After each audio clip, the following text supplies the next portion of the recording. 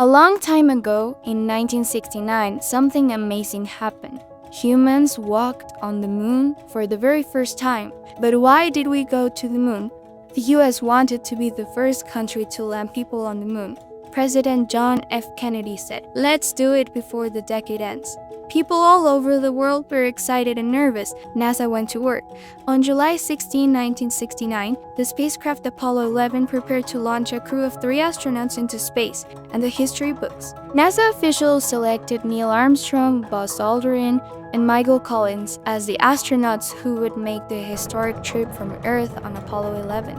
Just 4 days after launching from Kennedy Space Center in Florida, the spacecraft neared the moon's surface. Before touching down, the 3 men split up. Collins boarded Apollo 11's command module, the Columbia, where he would remain in orbit around the moon. Armstrong and Aldrin boarded Apollo 11's lunar module, the Eagle, and began to descend to the moon's surface. After 6.5 hours passed, the pair inside the Eagle prepared to exit the module. As mission commander, Armstrong stepped out first and became the first person on the moon. 20 minutes later, Aldrin climbed down the ladder and joined his partner. After reading a plaque that said they came in peace for all mankind, the two planted the United States flag on the surface. President Richard Nixon called to congratulate the astronauts.